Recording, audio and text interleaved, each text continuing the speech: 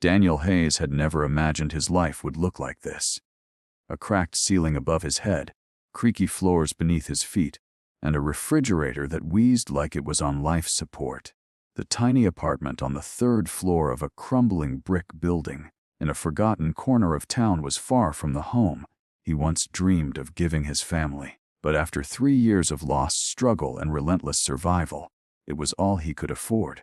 He had moved in with nothing but 2 suitcases, a toolbox, and the weight of the world on his shoulders. Now, this place, barely 600 square feet, was home to him and his 2 children, Liam, 9, and Emma, 6. The day began like most others.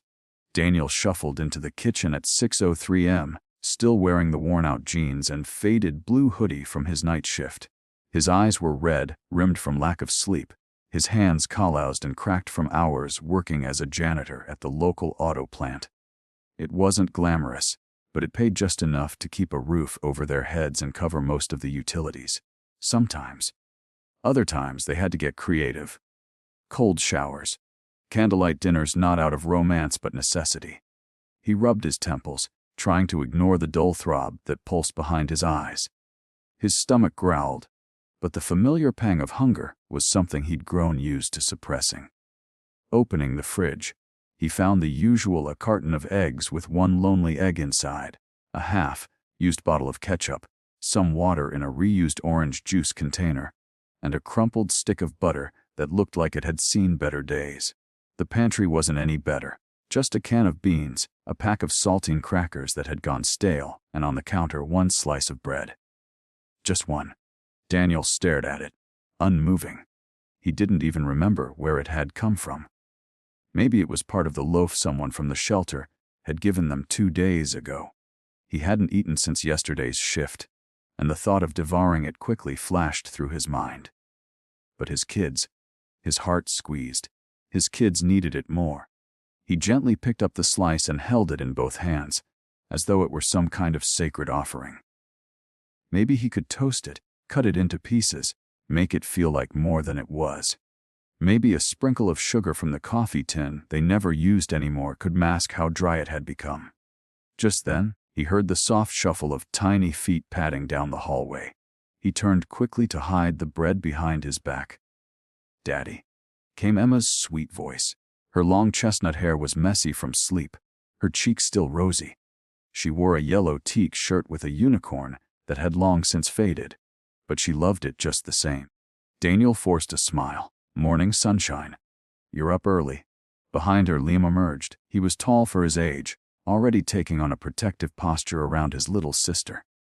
Daniel often saw so much of Alina, their mother, in him. The quiet strength, the thoughtful eyes. "We're hungry?" Liam said, rubbing his stomach.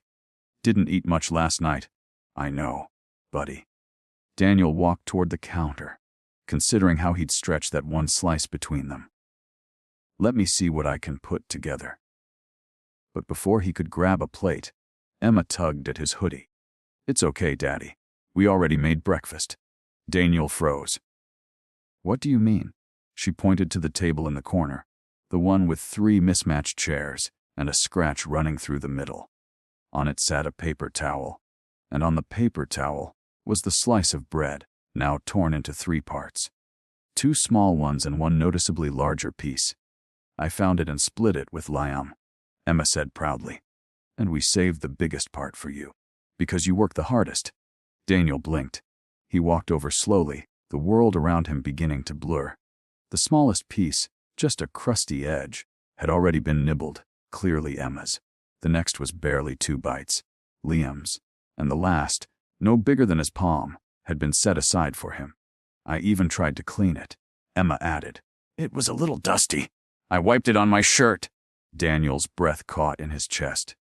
He looked at his kids, standing there barefoot, their eyes bright despite the hardship they lived in. They didn't complain. They didn't cry about what they didn't have. Instead, they gave. They shared. They loved. That was it. The wall inside him crumbled.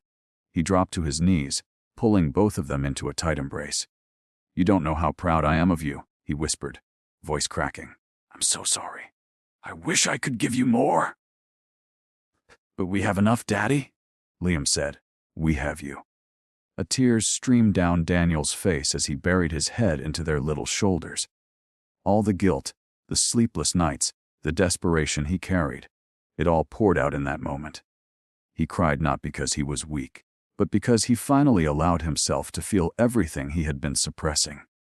The grief of losing Alina, the helplessness of watching his dreams dissolve, the pain of seeing his children go to bed with empty stomachs and still smile at him the next morning. After several minutes, he composed himself. He stood, wiped his eyes with the sleeve of his hoodie, and took a deep breath. "Okay," he said, smiling through the tears. "Let's toast this and make it a royal breakfast." They clapped. Daniel dropped the crusts into the toaster. While it heated, he scraped the last bit of butter from the wrapper and split it evenly among the pieces. He dusted some sugar from a near, empty jar and arranged the portions on each child's plate with as much care as a 5-star chef. As they ate, Daniel watched them with a tenderness that only deepened with every bite they took. They chewed slowly, savoring each crumb as though it were a feast. Emma even licked her fingers. "Daddy," Liam said between bites, "do you remember when we used to go to the park and feed the ducks?" Daniel smiled. "Of course. You used to try and sneak crackers into the pond. They liked me," Liam said. "You think we can go again someday?" "We'll," Daniel said, his voice steady now. "We'll go every weekend. I promise." And he meant it. In that moment, something shifted inside him. He couldn't live like this any longer. His kids deserved better. They were too generous, too loving, too good to be trapped in a life of scarcity. That one slice of bread had done something miraculous. It had awakened a fire in Daniel that had long been dormant. After breakfast, he walked into the bedroom, pulled out the notebook he used to keep in his truck when he was working construction. On the front were old coffee stains and a photo of Alina tucked into the first page. He flipped past doodles, budgets, and repair notes until he reached a blank page. At the top, he wrote in bold letters, "Plans for change." He spent the next hour listing every possible thing he could do. He would fix up his neighbor's fence, mow lawns, patch walls, do anything that paid, even if it was just a few dollars here and there. He scribbled down phone numbers from past clients, jotted down ideas for weekend work, even considered applying to the warehouse again despite the long commute. He wasn't just going to survive anymore. He was going to build, slowly, steadily, for them. Later that afternoon, while the kids napped together on the couch under a shared blanket, Daniel stepped outside and made his first call. An old friend owed him a favor. Maybe it was time to cash it in. The conversation was brief but promising. "I can't promise full time," the man said, "but I've got some drywall work this week." "Pays cash." "I'll take it," Daniel said.